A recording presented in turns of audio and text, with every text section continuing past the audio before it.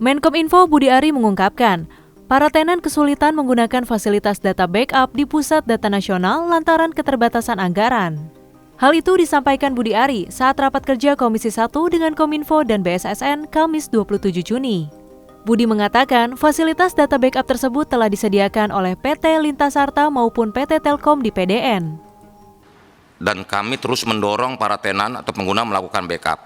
Namun kebijakan itu kembali ke para tenan. Ini bukan berarti menyalahkan para tenan, ini harus menjadi evaluasi kita bersama. Seandainya kalau boleh jujur, kadang tenan juga kesulitan melakukan pengadaan infrastruktur backup karena persoalan keterbatasan anggaran atau kesulitan menjelaskan urgensi backup tersebut kepada otoritas keuangan atau auditor.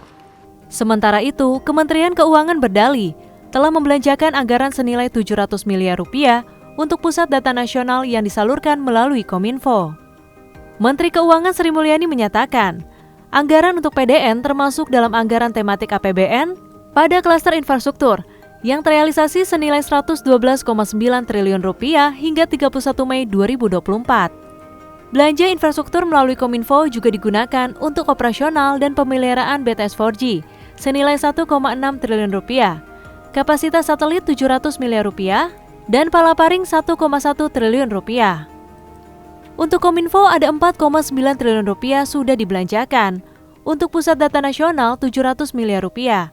Jadi belanja untuk Kominfo cukup besar, mendekati 5 triliun rupiah, ujar Menteri Keuangan Sri Mulyani.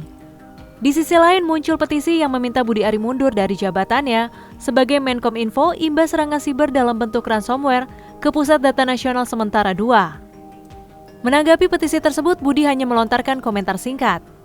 No comment kalau itu petisi untuk mengundurkan diri, itu hak masyarakat untuk bersuara, ujar Menkominfo Budi Ari.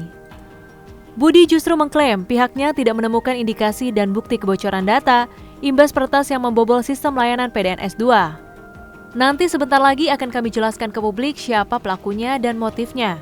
Yang pasti ini bukan dari negara, tapi perorangan dengan motif ekonomi, ujar Budi Ari.